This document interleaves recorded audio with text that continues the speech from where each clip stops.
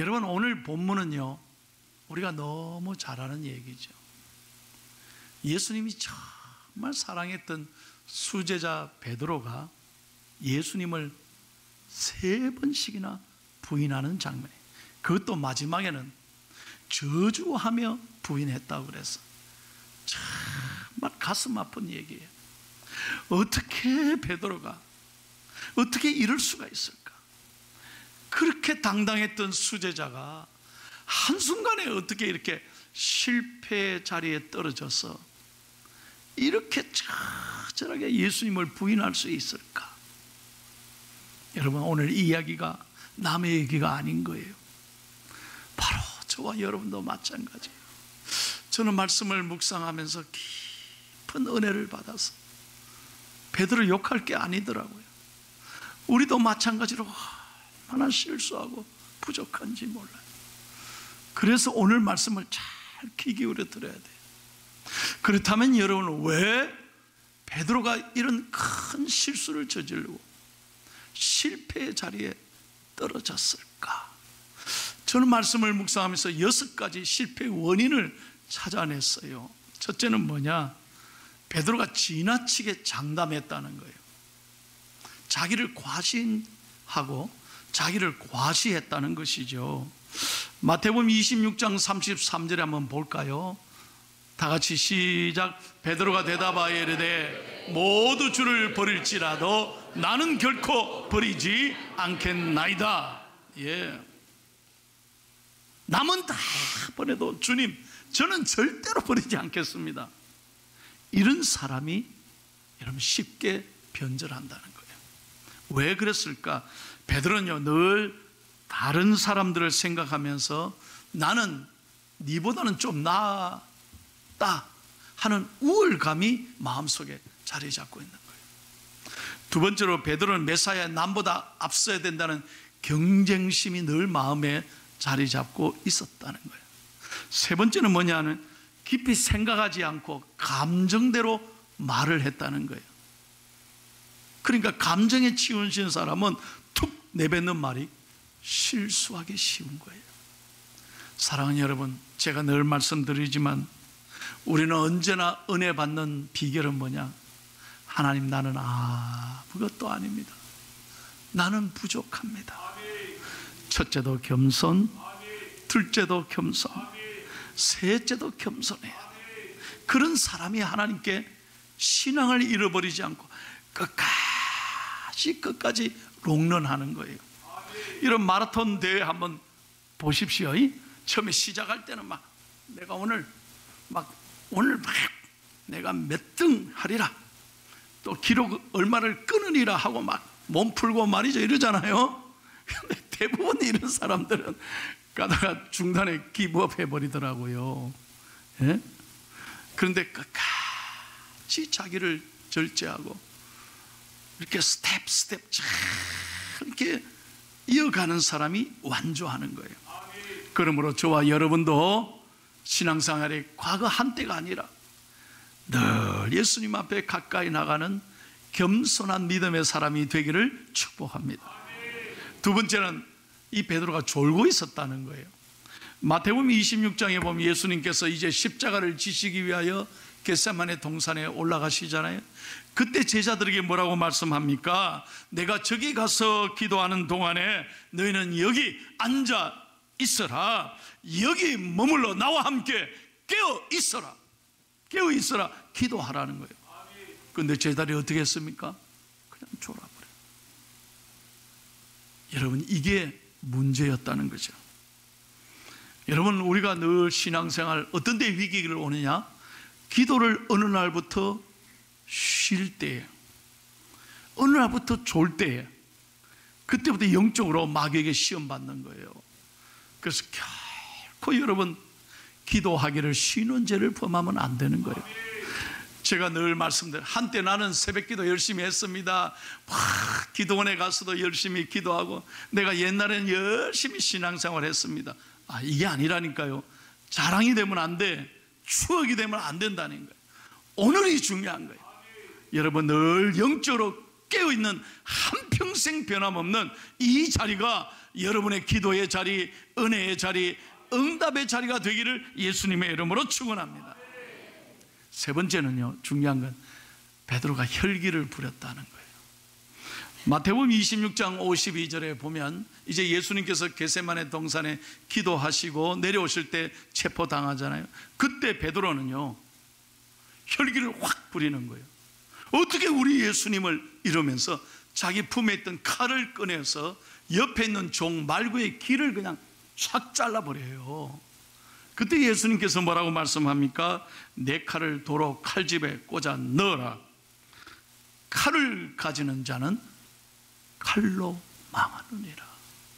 그러면서 그 떨어진 귀를 예수님 직접 주우셔서 말고의 귀에 붙여주시는 거예요. 여러분, 우리는 절대로 혈기를 부리면 안 돼. 우리가 때로는요, 내가 교회를 위해, 주님을 위해, 의를 위하여, 올바른 내 소신을 위하여 혈기 부려서 내가 똑바로 잡으리라, 바로 고치리라 하는데 절대 혈기 부리면 안 돼요. 하나님은 그런 사람을 사용하지 않아요. 여러분, 혈기 부려보세요. 언제나 자기 자신에게도 마이너스, 그 옆에 있는 모든 사람이 어려움을 겪어요. 우리 공동체도 마찬가지예요. 아무렇게나 여러분 혈기 부리면 모든 사람에게 피해를 주는 거예요. 언제나 우리는 하나님 앞에서 온유하고 가난한 마음으로 살아가기를 축복합니다. 세 번째, 멀찍이 쫓아갔다 그랬어요. 마태복음 26장 58절에 보면 베드로가 멀찍이 예수를 따라 그랬습니다. 여러분, 베드로는 지금까지 예수님 곁에 딱 있었어요. 그럴 때는 흔들림 없이 믿음으로 살았어요. 언제나 당당하게 믿음의 고백할 수 있었어요. 그런데 예수님이 붙잡히자 멀찍하게 서는 거예요. 그리고 보면서 따라가는 거예요. 여러분에게 부탁합니다. 절대로 사랑하는 사람과 거리가 멀어지면 그때부터 바람이 들어요. 그래서 바람 난다 그러잖아요. 절대로 멀어지면 안 돼. 사랑하는 사람과 가까이 있어야, 틈을 내주지 말아야 시험이 들지 않는 거예요. 주님과도 마찬가지예요. 교회와도 마찬가지예요. 목사와의 관계도 마찬가지예요. 목사하고도 멀어지면 어느 날 시험 받아 말씀의 은혜 못 받아요. 그러니 절대로 그런 일이 있으면 안 돼요. 여러분, 에베소서 4장 27절 한번 볼까요? 뭐라고 말씀합니까? 시작. 마귀에게 뭘 주지 마라? 틈을. 틈을 주면 그 빈 사이에 귀신은 귀신같이 나를 시험 들게 하는 거예요. 그래서 절대로 틈을 주면 안 돼.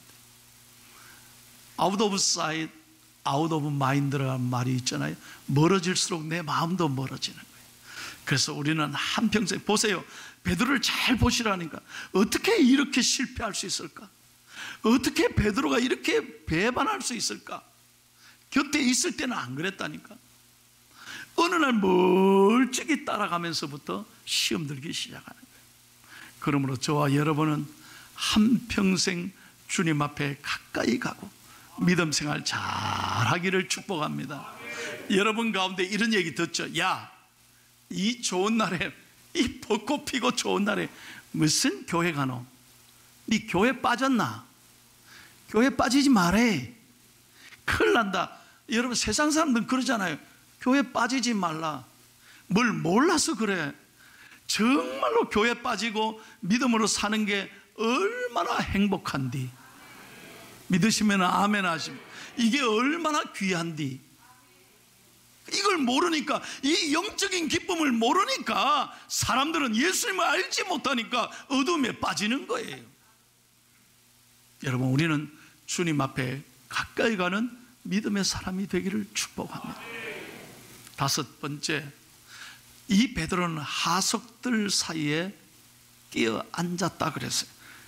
오늘 58절에 보면 이런 말씀이 있어요. 그 결말을 버리고 안에 들어가 하인들과 함께 앉아 있었더라.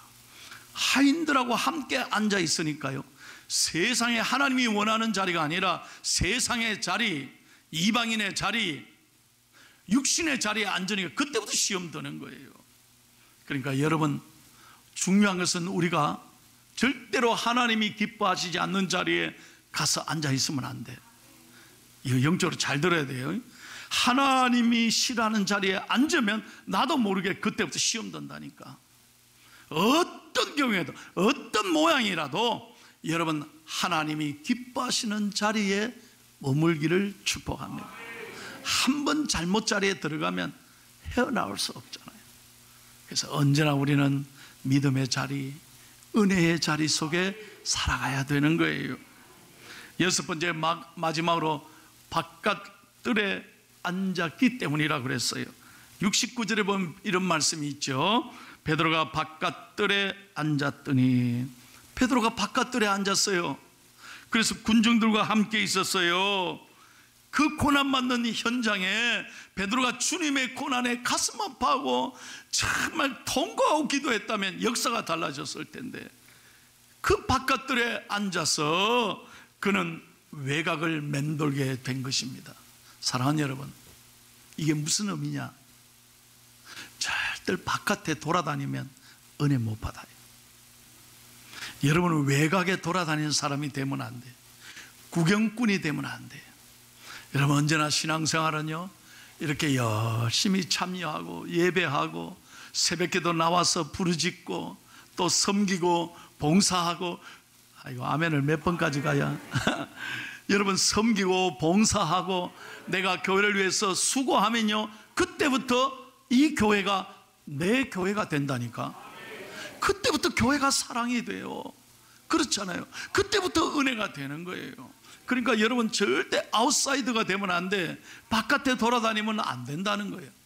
베드로가 결정적으로 실수했던 게 바로 이겁니다. 여러분, 외곽에 맴돌지 마십시오. 여러분들이 교회 믿음의 사람, 교회 주인이 되실 때 하나님께서는 여러분을 통해서 영광 받으실 줄로 믿습니다. 자, 그러면 이런 못난 베드로의 모습을 보면서 어떻게 베드로가 교회 역사에 가장 위대한 하나님의 일꾼 수제자가 되었을까? 여러분, 초대교회에 베드로가 없었다면요, 오늘날 초대교회는 없었어요. 어떻게 베드로가 그렇게 공부한 것도 아닌데 뭐 가진 것 있습니까? 잘 배웠습니까? 직업이 높았습니까? 아니잖아요. 이렇게 실수한 베드로가 어떻게 예수님 앞에 그렇게 영광스럽게 쓰임받을 수 있었을까? 이게 오늘 본문의 핵심이에요. 자, 75절을 읽고 마치겠습니다. 잘 보십시오. 이 한 절에 놀라운 음성이 있어요. 시작.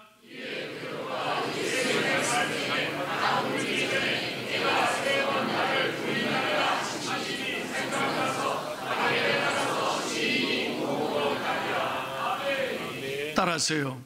예수님의 말씀이 생각났습니다. 이게 결정적인 축복의 원인이에요. 가장 인생의 어려운 시간에, 가장 실패의 순간에 예수님의 말씀이 생각나는 사람은 길이 열리는 거예요.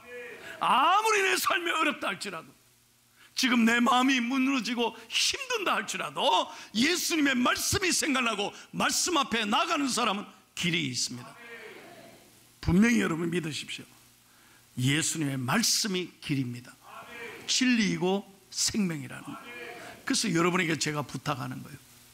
그냥 목사의 이야기라 생각하지 말고, 아, 주님께서 내게 원하시는구나 생각하시고, 이번 한 주간만은, 이 고난 한 주간 한 주간만은 여러분, 세상의 방법이 아니에요. 절대 내 힘으로 안 된다니까요. 하나님 말씀 앞에 나아가셔야 돼요. 여러분, 1440분이라는, 하루 1440분이라는 이 귀중한 우리는 선물을 우리는 받아 누리고 살아가잖아요. 여러분, 지난 주간에요, 갑자기 세상을 떠난 목사님들이 제 곁에 많이 있었습니다. 저하고 나이도 비슷하고 한두 살 많은데 인생이 아무것도 아닌 거예요. 얼마나 가슴이 아픈지 몰라. 사랑하는 가족들에게 인사할 시간도 없이 천국 가셔서 얼마나 저도 충격받았는지. 인생이 그런 거란 말이에요. 이 짧은 인생에 여러분 보십시오. 어떻게 이렇게 배신했던, 이렇게 처절하게 실패했던 베드로가 하나님이 쓰실 수 있었나? 결정적인 위기의 순간에 하나님의 말씀이 생각났다. 그러므로 여러분, 이번 한 주간만이라도 말씀 앞에 가까이 나가시기를 바라요. 하루에 100일조 15분만 성경 읽어도요, 큰 은혜를 받습니다. 이번 한 주간만이라도 좀 세상에 재미있는 것 조금은 절제하고, 아멘을 아무도 안 하시네. 세상에 재미있는 것 조금은 절제하고, 미디어 금식이라잖아요. 조금 텔레비도 조금 줄이고, 핸드폰 보는 것도 조금은 여러분 줄이고, 안 볼 수는 없지만 우리가 하나님 말씀 앞에 나아가서 영적으로 건강하고 여러분의 문제를 말씀 앞에 풀어가는 믿음의 시간이 되기를 축복합니다. 두 번째 중요한 건요, 말씀이 생각났을 때 밖으로 나갔다 그랬어요. 한번 따라해. 밖으로 나갔다. 이게 왜 중요하냐? 결단했다는 거예요. 아, 내가 여기 있으면 안 되지. 말씀이 생각나는 순간, 아, 내가 이렇게 살면 안 되지. 믿음으로 결단하고 나갔다는 거예요. 실패의 자리, 저주의 자리, 부인의 자리, 아픔의 자리에서 벌떡 일어나 나가야 하나님의 은혜를 임하는 거예요. 결단해야 합니다. 여러분, 저는요, 우리 교회가 지금 40일 특별 새벽 기도 하잖아요. 이거 40일 새벽 기도 하는 거 쉽지 않아요. 그런데 많은 분들이 기도 제목을 내고 하나님 앞에 지금 새벽 기도를 잤는데, 제가 너무너무 감사한 건 그 기도 제목마다 하나님이 이 40일 기간 동안 은혜를 주시는데요, 놀라운 기적이 일어나는 거예요. 정말 아팠던 분들이, 감당할 수 없는 그런 수술을 앞두고 있는 분들이 하나님 앞에 새벽 기도하고 나가니까 하나님이 깨끗하게 고쳐주시고 자녀들의 앞길을 열어주시더라, 이 말이에요.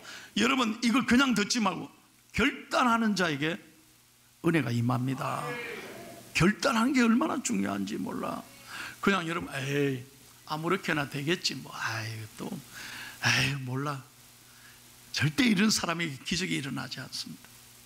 오늘 베드로가 중요한 건요, 결단하고 밖으로 나갔다는 거예요. 한번 여러분 믿음으로 결심 한번 해보세요. 오늘 주의 살과 피를 받으면서 내가 이렇게 살면 안 되지. 내 짧은 인생 언제 주님 앞에 갈지 모르는데, 내가 세상에 파묻혀서, 내 지금 아픔에 파묻혀서 늘 눈물로 흘리면서 내가 이렇게 나약하게 살았으면 되겠나? 내가 바로 살아야지. 하나님 앞에 믿음으로 일어서리라. 다시 한번, 믿음으로 일어서리라. 결단하고 나가야 하나님이 축복해 주십니다. 마지막 세 번째, 심히 통곡했다고 그랬어요. 심히 통곡. 그때 베드로가 베드로 되는 거예요. 여러분, 심히 통곡했다는 말을 한번 상상해 보세요. 그림을 그려보세요. 주님, 이렇게 했을까요? 베드로가 어떻게 했을까요? 적어도 저는 베드로의 모습을 영국으로 표현한다면 가슴을 치면서, 예수님이 말씀이 생각나는 순간, 다구는 소리가 들리는 순간, 저요, 이게 통곡 아니겠어요? 얼마나 연약한 자기 자신에 대해서 하나님 앞에 울었겠어요. 못난 자기의 모습을 그대로 내어놓으면서 주님 앞에 울부짖었을 때 베드로는 위대한 베드로가 될 수 있었던 거예요. 하나님은 아무리 건재라도 회개하는 자를 깨끗하게 용서해 주시고 기억도 하지 않으시고 새 사람으로 하나님은 축복해 주실 줄로 믿습니다. 사랑하는 여러분, 베드로 욕하지 마십시오. 베드로 비난할 게 아닙니다. 우리는 마음속으로 더 많은 죄를 짓습니다. 참으로 하나님 앞에 부끄러운 존재, 아무것도 아니에요. 오늘 여러분 하나님 앞에서 여러분의 지은 죄가 있습니까? 오늘 부끄러운 모습이 있습니까? 오늘 주의 살과 피를 받으면서 믿음으로 주님 앞에 결단하고 깨끗하게 회개할 때 여러분이 주님을 사해 주시고 여러분이 주님을 안아주시고 다시 한번 믿음으로 일어서는 은총의 아침이 되기를 예수님의 이름으로 축원합니다.